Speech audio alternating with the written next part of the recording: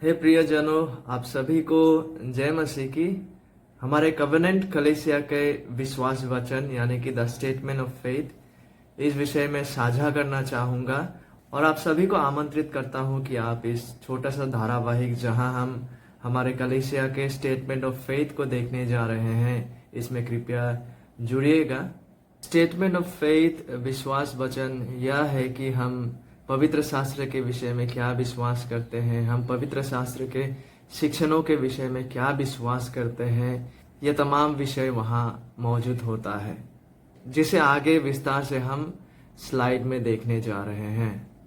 और यह हम सभी के लिए बहुत ही महत्वपूर्ण होने जा रहा है, हमारे कलेसिया के सदस्यों के लिए और विशेषकर हमारे कलेसिया के जो सहकर्मी हैं और आने वाले दिनों में जो हमारे कलेसिया के साथ जुड़ने वाले हैं और हमारे कलीसिया के साथ मिलकर कार्य को करने जा रहे हैं, ताकि हम जाने, ताकि आप जाने कि आप क्या विश्वास करते हैं, ताकि आप जाने कि आप परमेश्वर के वचन के विषय में, परमेश्वर के वचन के शिक्षणों के विषय में क्या विश्वास करते हैं और क्यों इन सत्य को विश्वास करते हैं।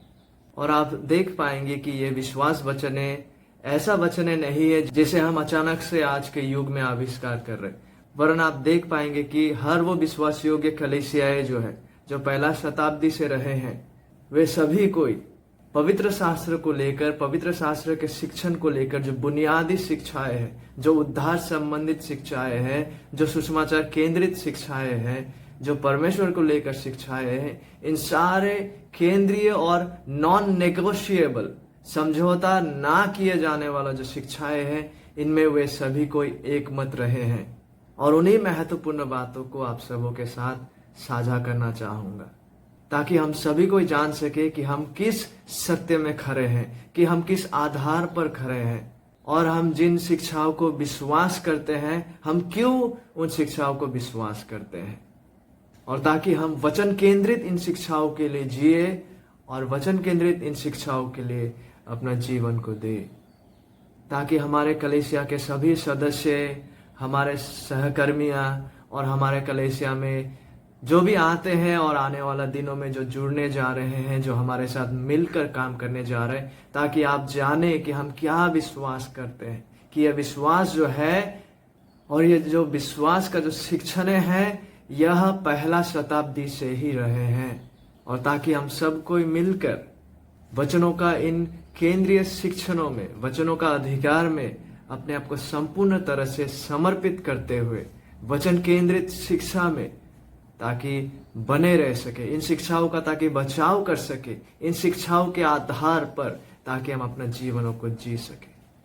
तो आइए मैं आप सबों के साथ स्लाइड को शेयर करना चाहूँगा और आगे जो विश्वास वचनों के विषय में जो बातें हैं उन्हें आप सबों के सामने रखना चाहूँगा। डियर फ्रेंड्स, आप सभी को जय मसीह की और अभिवादन। आप सभी के साथ हमारे जो कवेनेंट कलीसिया है, कवेनेंट कलीसिया के परिवार के जो स्टेटमेंट ऑफ फेथ है यानी विश्वास वचन, इसका मतलब यह है कि हम बाइबल के विषय में क्या विश्वास करते हैं, बाइबल के शिक्षाओं के विषय में हम क्या विश्वास करते हैं, इस विषय को साझा करना चाहूंगा। हालांकि हम में से किसी किसी के लिए ये बहुत ही इनिशियल या प्रारंभिक विषय होगा, लेकिन ये बहुत ही महत्वपूर्ण है, क्योंकि हमें यह जानना है कि एक कलीसिया के नाते हम कवेनेंट कलीसिया में क्या विश्वास करते हैं, कि हम बाइबल के विषय में क्या विश्वास करते हैं, कि हम बाइबल के शिक्षाओं के विषय में क्या विश्वास करते हैं, कि हम किन शिक्षाओं में बने हुए हैं।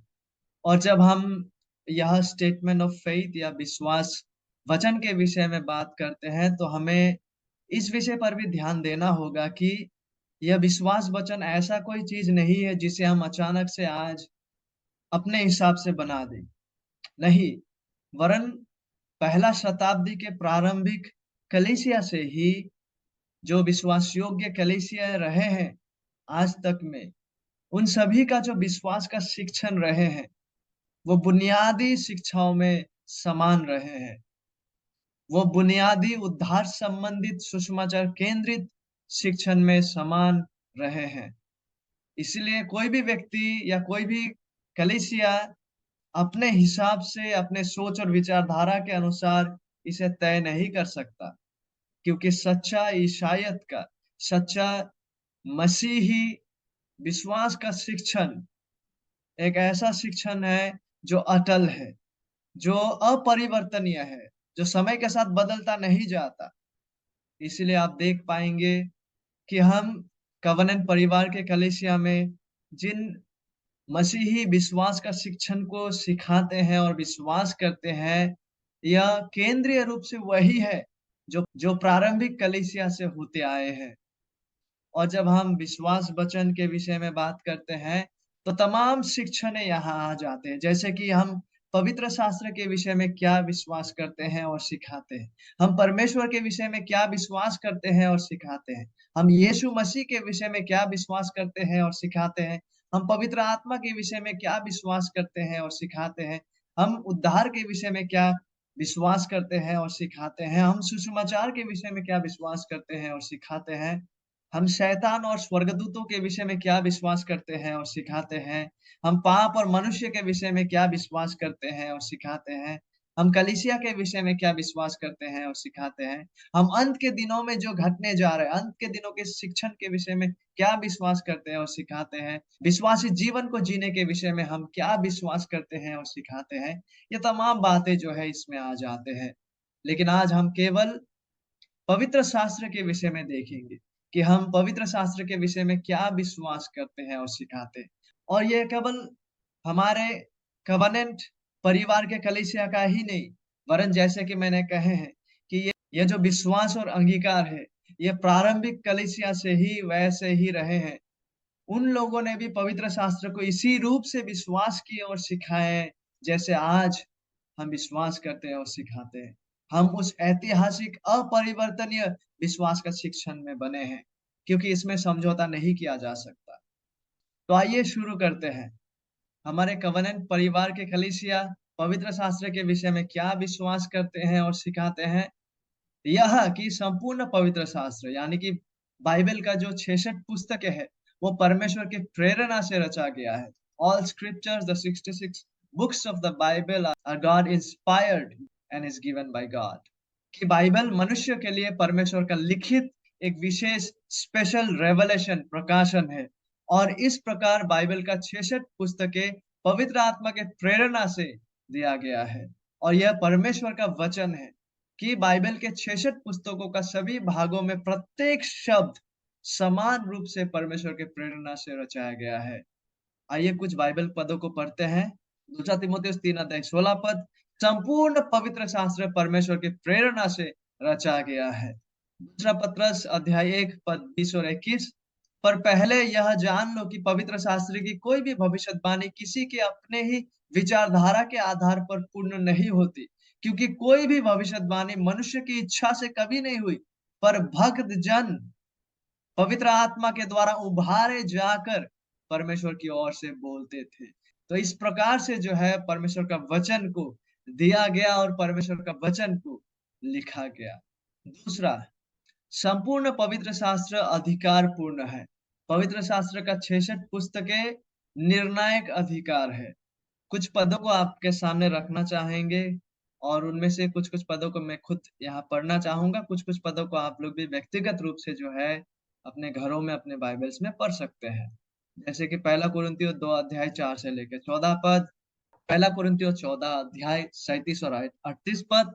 यदि कोई मनुष्य अपने आप को भविष्यद्वक्ता या आत्मिक जन समझे, तो यह जान ले कि जो बातें मैं तुझे लिखता हूँ, यानी कि पवित्र शास्त्र में जिन बातों को लिखा जा रहा है, वे प्रभु की आज्ञाएं हैं। परंतु यदि कोई यह ना माने, तो उसको भी ना मानो, क्योंकि आखिरकार निर्णायक अधिकार परमेश्वर का पवित्र शास्त्र है, ना कि लोगों का गैर बाइबलीय विचारधारा। इसीलिए पवित्र शास्त्र जो है वो अंतिम और निर्णायक अधिकार है। जिन पवित्र शास्त्र के अधिकार के अधीन में हमें अपने आप को समर्पित करना है। हमारा विश्वासी जीवन और अभ्यास के लिए निर्णायक अधिकार आखिरकार पवित्र शास्त्र के 66 पुस्तकें हैं।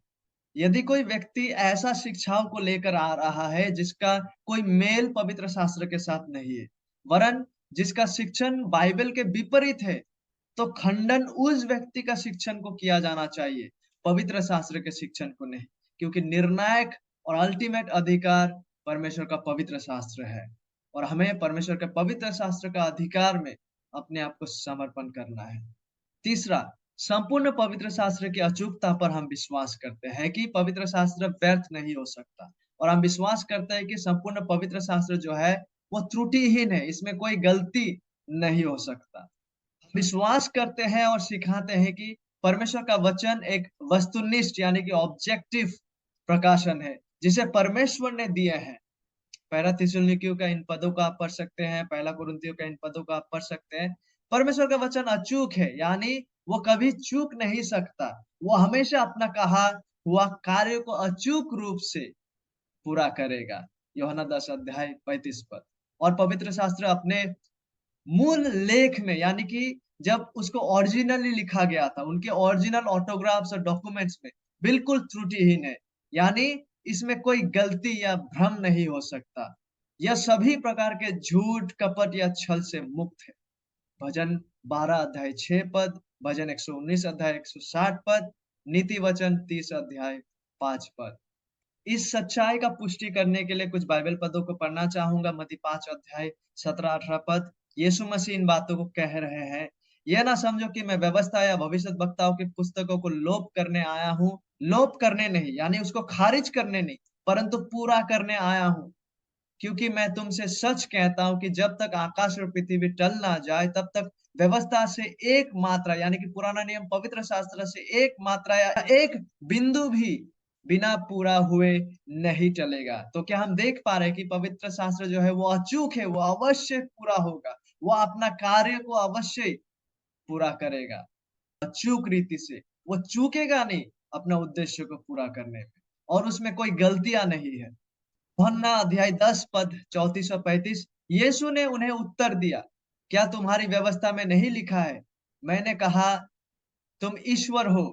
यदि उसने उन्हें ईश्वर कहा जिनके पास परमेश्वर का वचन पहुंचा, और पवित्र शास्त्र की बात असत्य नहीं हो सकती। क्या हम देख पा रहे हैं कि पवित्र शास्त्र का बात जो है उसमें त्रुटि नहीं हो सकता, उसमें गलती या झूठ नहीं हो सकता, वो असत्य नहीं हो सकता। खुद प्रभु यीशु मसीह इन बातों को कह रहे हैं। भजन 12 अध्याय 6 पद।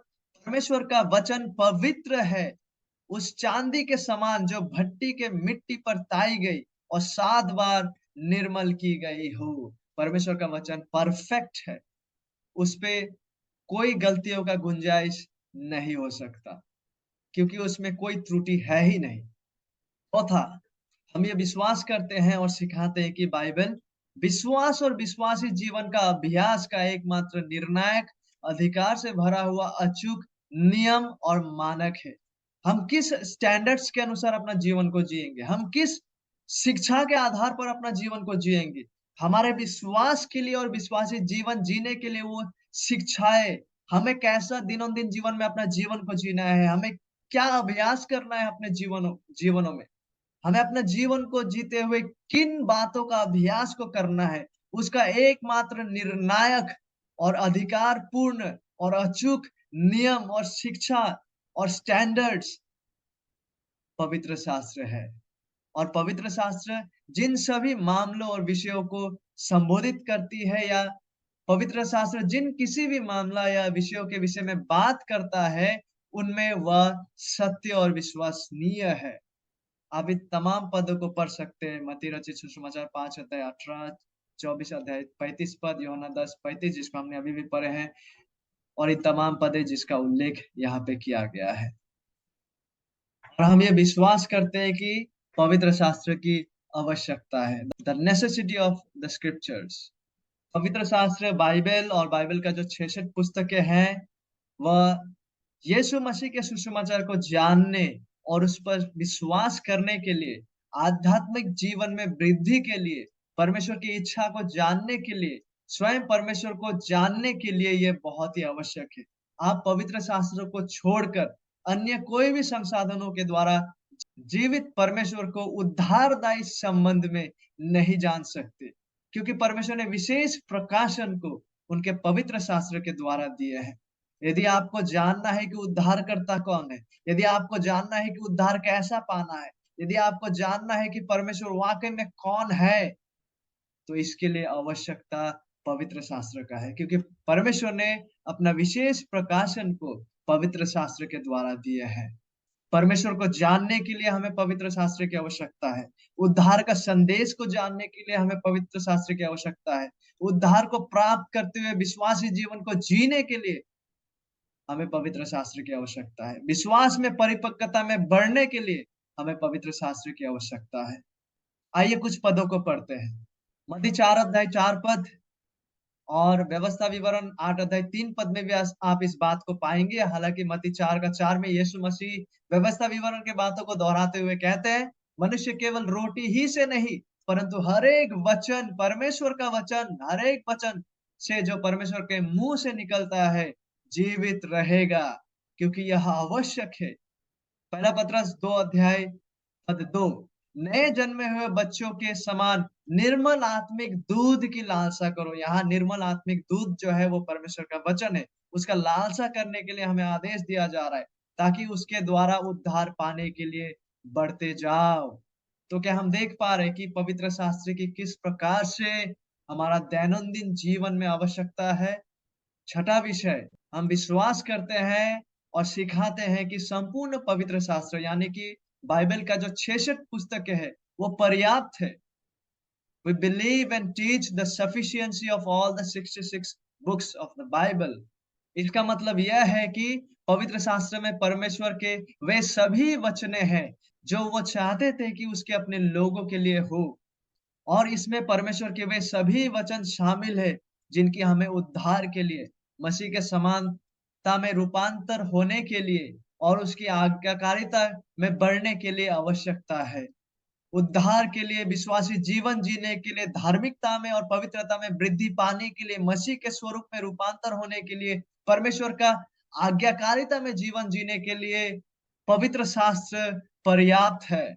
दूसरा तीमुथियुस अध्याय 3 पद 14 से लेकर 17, पर तू उन बातों पर जो तूने सीखी है यानी पवित्र शास्त्र की बातें और विश्वास किया है, यह जानकर दृढ़ बना रहे कि तूने उन्हें किन लोगों से सीखा है और बचपन से पवित्र शास्त्र तेरा जाना हुआ है, जो तुझे मसीह पर विश्वास करने से उद्धार प्राप्त करने के लिए बुद्धिमान बना सकता है। संपूर्ण पवित्र शास्त्र परमेश्वर की प्रेरणा से रचा गया है और उपदेश और समझाने और सुधारने और धार्मिकता की शिक्षा के लिए लाभदायक है, ताकि परमेश्वर का जन सिद्ध बने और हर एक भले काम के लिए तत्पर हो जाए। परमेश्वर का पवित्र शास्त्र पर्याप्त है उद्धार प्रदान करने के लिए, हमें उद्धार में बढ़ाने के लिए, हमें उपदेश देने के लिए, हमें समझाने के लिए, हमें सुधारने के लिए और परमेश्वर का जन को परिपक्व बनाने के लिए कि हम हर एक भले काम के लिए तत्पर हो जाए। और पवित्र शास्त्रों की पर्याप्तता यह बताती है कि क्योंकि पवित्र शास्त्र का लिखा जाना बंद हो चुका है। जब यूहन्ना ने प्रकाशित वाक्य को लिखे थे तब ही जो है पवित्र शास्त्र का लिखा जाना समाप्त हो चुका है। The canon is closed. हम इसमें इसीलिए जो है हम पवित्र शास्त्र में और कुछ ना जोड़े। पवित्र शास्त्र को छोड़कर अन्य किसी भी लेखों को हमें पवित्र शास्त्र के समान मूल्य के मानना नहीं चाहिए। हालांकि पवित्र शास्त्र को अधिक समझने के लिए बहुत सारा जो लेखे हैं वो हमारे लिए उपयोगी और फायदेमंद हो सकते हैं, लेकिन निर्णायक अधिकार, अल्टीमेट ऑथोरिटी जो है, जो परमेश्वर प्रेरित है, जो त्रुटिहीन है, जो पर्याप्त है, वो है पवित्र शास्त्र के 66 पुस्तकें। और पवित्र शास्त्र का लिखा जाना समाप्त हो चुका है। उसमें हम कुछ भी चीजों को जोड़ नहीं सकते हैं अपना कल्पना या तथाकथित सपनों के आधार पर, और ना ही हम पवित्र शास्त्र के शिक्षणों में से अपने हिसाब से उस शिक्षण को ट्विस्ट करके वहां से कुछ बातों को सब्ट्रैक्ट या निकाल सकते हैं। प्रसिद्ध वाक्य 22 अध्याय 18 और 19 पद, मैं हर एक को जो इस पुस्तक की भविष्यवाणी की बातें सुनता है गवाही देता हूँ। यदि कोई मनुष्य इन बातों में कुछ बढ़ाए तो परमेश्वर उन विपत्तियों को जो इस पुस्तक में लिखी है उस पर बढ़ाएगा। यदि कोई इस भविष्यवाणी की पुस्तक की बातों में से कुछ निकाल डाले तो परमेश्वर उस जीवन के वृक्ष और पवित्र नगर में से जिसका वर्णन इस पुस्तक में है उसका भाग निकाल देगा। परमेश्वर का पवित्र शास्त्र पर्याप्त है। इसमें हम कुछ चीजों को जोड़ नहीं सकते, इसमें से कुछ बातों को हम निकाल नहीं सकते। अपने हिसाब के अनुसार। हम यह विश्वास करते और सिखाते हैं कि परमेश्वर ने दोहरे लेखत्व यानी कि 2 लेखक मौजूद है। एक खुद परमेश्वर और दूसरा मानवीय लेखक है। स्वयं परमेश्वर और मानवीय लेखक है कि प्रक्रिया द्वारा अपने लिखित वचन में बातें की है। पवित्र आत्मा ने मानव लेखकों को इस प्रकार से प्रेरित किया कि ये मानव लेखक अपने व्यक्तिगत व्यक्तित्व और लिखने की भिन्न-भिन्न शैलियों के माध्यम से उन्होंने मनुष्य के लिए परमेश्वर का वचन को लिखा। जैसे कि दूसरा पत्रस 1 अध्याय 20-21 पद में हम देख पाते हैं और उन्होंने इसे इस प्रकार से लिखा कि इसमें कोई भी आंशिक या पूर्ण त्रुटि नहीं है। यह संपूर्ण रूप से त्रुटिहीन है। पवित्र शास्त्र का लेखक खुद परमेश्वर भी है और मानवीय लेखक भी है और परमेश्वर पवित्र आत्मा ने इस प्रकार से मानवीय लेखकों को प्रेरणा की है कि भले उस वो मानवीय लेखक ने मानवीय परिभाषा में उसके व्यक्तित्व और उसके व्यक्तिगत भिन्न शैलियों के आधार पर उन्होंने लिखे हैं, वरन उसे इस प्रकार से प्रेरित किया गया था कि भले वो मानव अपने मानवीय लैंग्वेज में लिख रहा है, लेकिन उसमें उस लेख में कोई त्रुटि, कोई आंशिक त्रुटि या पूर्ण त्रुटि या गलती नहीं है। वो त्रुटिहीन है। जैसे कि मत्ती 5 अध्याय 18 पद, दूसरा तीमुथियुस 3 अध्याय 16 पदों में हम पाते हैं। और हम पवित्र शास्त्र की शाब्दिक, व्याकरणिक, ऐतिहासिक व्याख्या में विश्वास करते और सिखाते। लिटरल, ग्रामेटिकल, हिस्टोरिकल इंटरप्रिटेशन यानी कि जब हम किसी भी बाइबल का अंश को पढ़ते हैं, हम उसे सबसे पहले शाब्दिक अर्थ की ओर ताकते हैं। हम उसे सबसे पहले शाब्दिक रूप से लेते हैं, जब तक ना वो बाइबल पैसेज रूपक का वर्णन वहाँ पे कर रहा हो। जब हम बाइबल को पढ़ते हैं, उसे हम सबसे पहले शाब्दिक रूप से हम देखते हैं और साथ ही साथ उसका व्याकरण को हम समझने का कोशिश करते हैं और उसका ऐतिहासिक पृष्ठभूमि को भी हम समझने का कोशिश करते हैं और इस आधार पर हम जो है बाइबल का अर्थों को समझने के लिए इस पद्धति को हम अपनाते हैं।